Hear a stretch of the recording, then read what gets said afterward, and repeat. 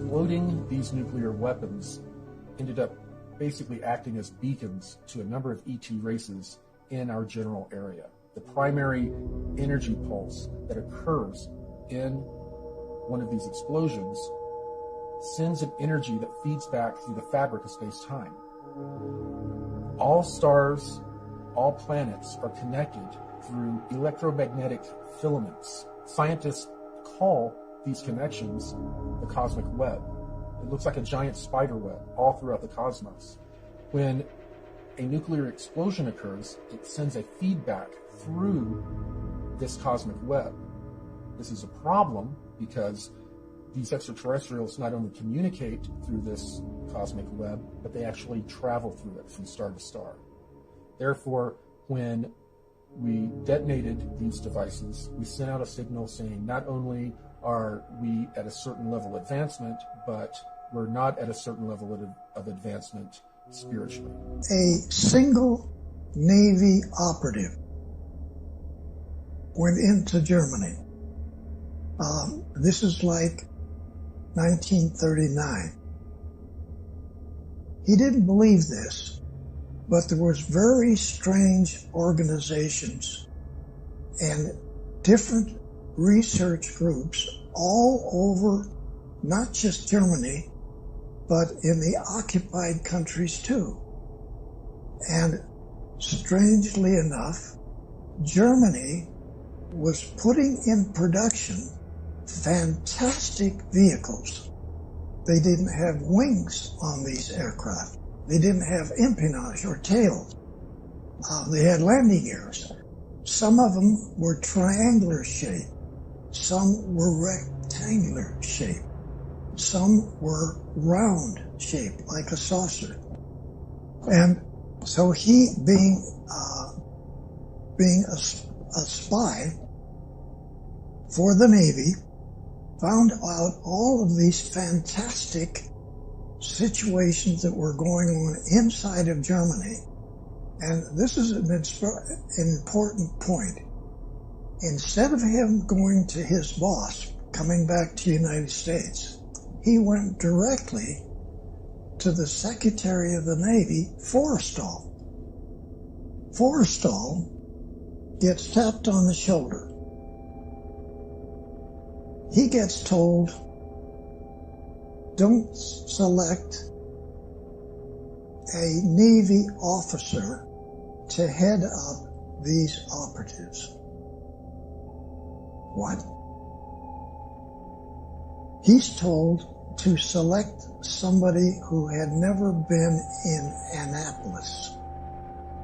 Now, almost every Navy officer, whether they're a one-star or lieutenant commander, they've all been through Annapolis to learn how to be a Navy officer.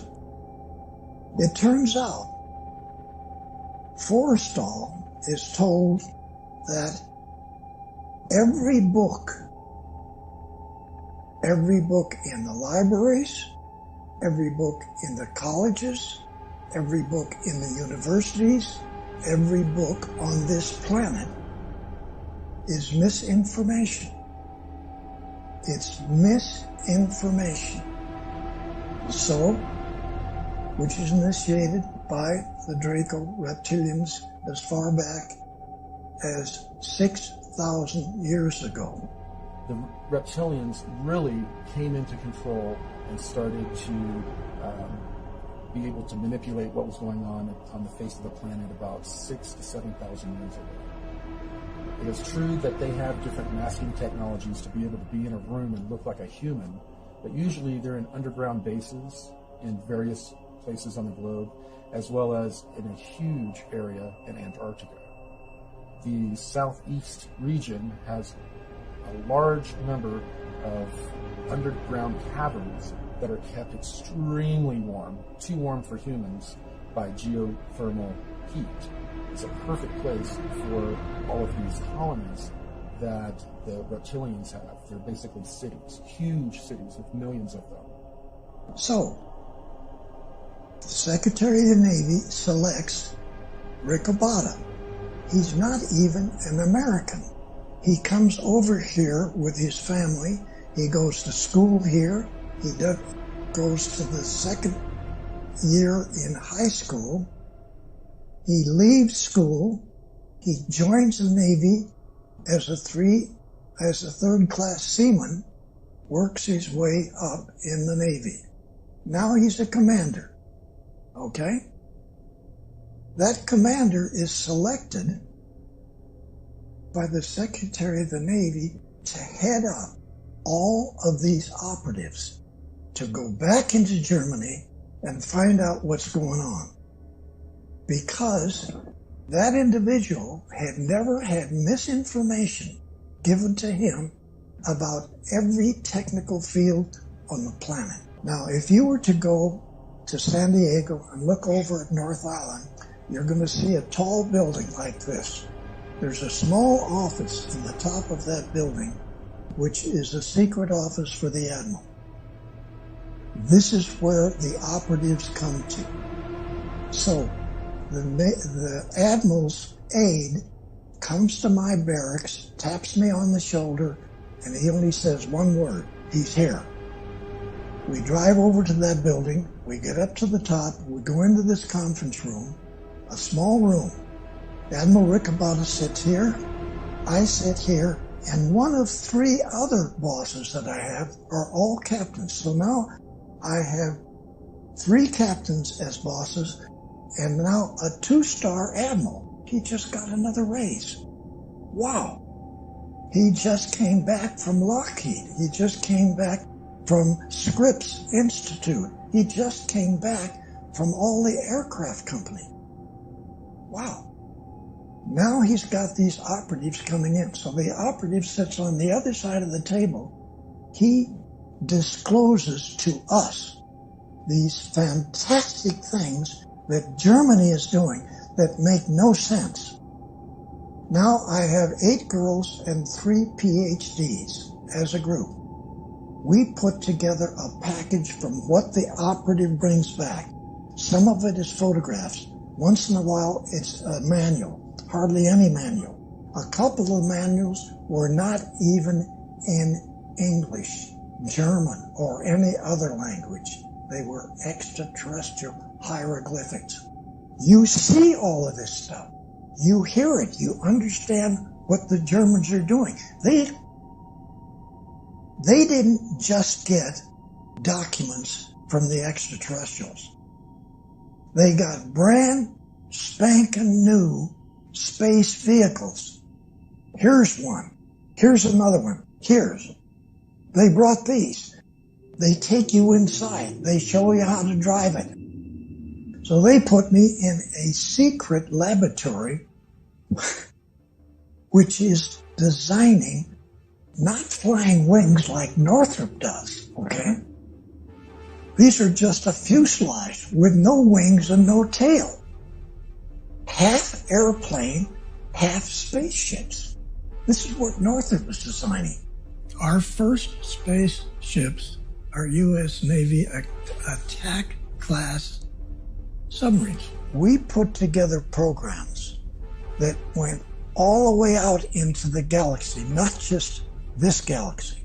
The military-industrial complex, back when they were testing a lot of the technology that they had received from the Nazis after World War II, as well as from ETs, when they were doing proof of concept testing, they had attached this technology to a regular submarine, and then they flew it out of our atmosphere.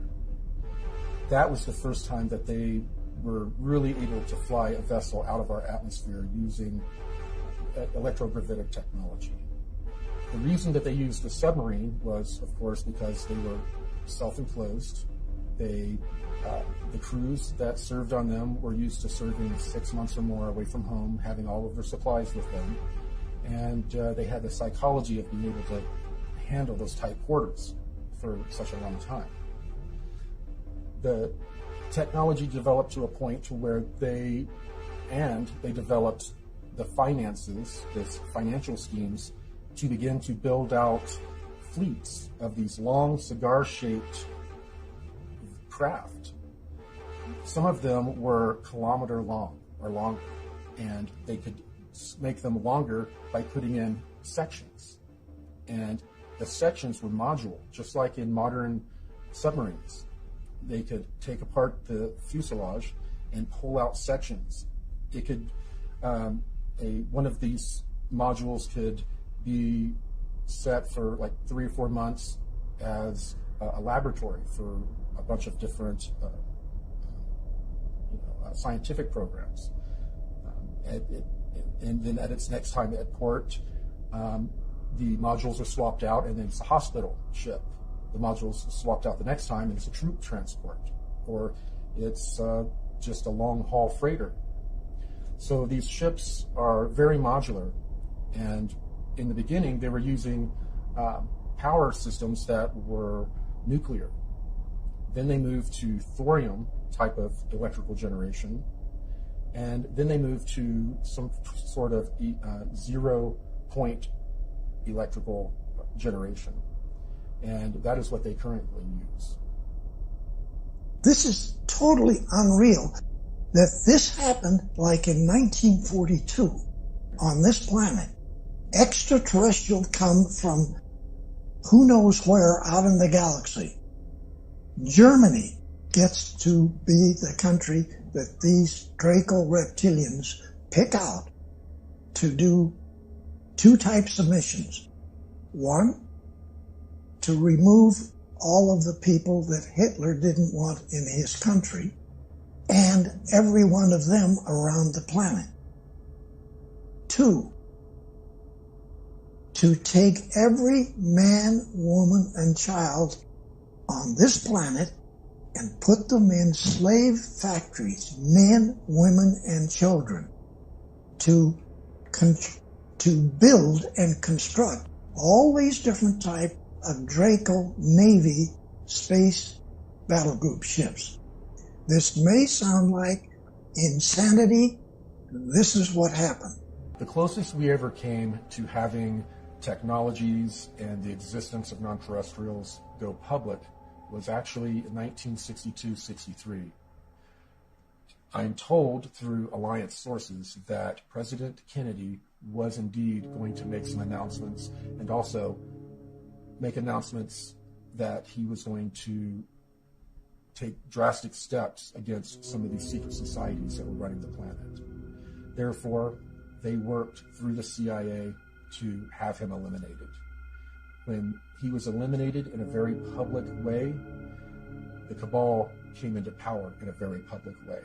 They had been controlling things very covertly up until that point, but since then, they have overtly controlled the destiny of the United States.